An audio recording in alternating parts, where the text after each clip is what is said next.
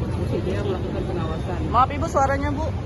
Yang melakukan pengawasan manajemen konstruksi itu dan mengatakan pembayaran sebesar 19, sekian % itu tadi sudah sesuai, fisik 19% dengan jumlah pembayaran diterima sudah sesuai. Itu ya. Dan malah lebih pekerjaannya sehingga tidak tidak melebihi pembayaran dan itu sudah sesuai dengan kontrak. Terus saksi pagi tadi tadi juga tentang lelang, tentang itu kita bilang memang ada proses sayembara dan sayembara itu merupakan basic design bisa dijadikan dokumen pendukung lelang. Tadi mengatakan seperti itu saksi Dr. Aminuddin MT. Berkaitan dengan klien kita sendiri itu apa tuh? Dari persidangan hari ini kan sejauh ini kalau soal pembayaran soal lelang kan bukan kewenangan klien kita ya. Soal dokumen lelang betul memang ternyata bukti ada dokumen lelang dan saksi-saksi membenarkan tanda tangannya. Tapi dari pihak JPU tadi mengatakan kalau proses lelang itu tidak ada, tapi dibuat seolah-olah ada, Bu. Bagaimana? Ada dokumen lelang, ada pemenang lelang dan pengumuman lelang itu ada kok. Dan lelang memang tidak mengacu kepada Perpres 54 2010.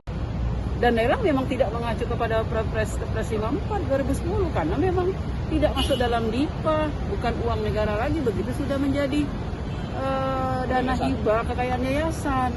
Karena apa? Kalau dia mengacu ke Perpres SK panitia lelang bukan oleh ketua yayasan masjid. SK panitia yang menandatangani kontrak bukan ketua panitia, tetapi pejabat pembuat komitmen. Jadi harus dibedakan. Berarti itu tidak masuk dalam DIPA ya, satu. Kedua, kita lihat aja perkara ini bukan dihitung oleh BPK selaku audit yang berdasarkan undang-undang BPK menghitung kerugian negara. Kenapa BPK nggak menghitung? Ini bukan uang negara lagi, itu pendapat saya dan berdasarkan aturan yang ada ya. Di lelang-lelangan itu udah bener ya Bu? Lelang itu ada dokumen lelang yang nana tangan dokter kok. Saya bilang tadi Anda dokter itu ya strata yang paling tinggi menurut saya ya. Kenapa tanda tangan kalau memang nggak ada lelang? Memang proses lelangnya ada, daftar hadirnya ada. Terus saksi-saksi tadi begitu dilihatkan dokumen oleh klien saya Pak Edi mengakui.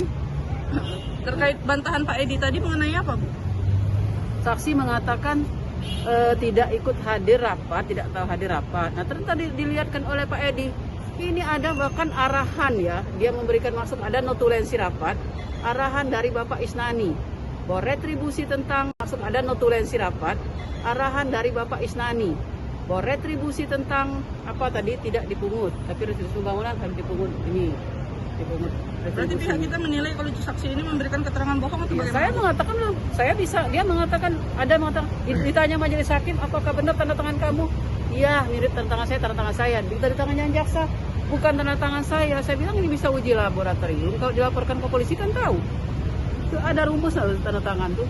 Walaupun tidak mirip, kalau itu grade tangan kita itu bisa dipastikan. Keterangan saksi ini untuk sekian kalinya masih hanya sekitar teknis lelang ya. Teknis lelang. Tapi saksi ketiga tadi Pak Aminuddin ya?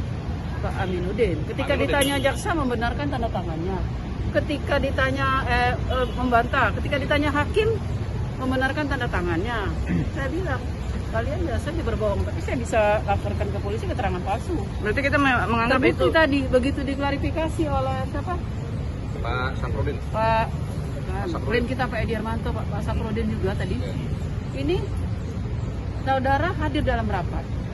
Dia mengatakan tidak hadir alasan lampu mati ini. Begitu ditunjukkan ada notulensi dan pernyataan dia dalam notulen memberikan pendapat, diakui.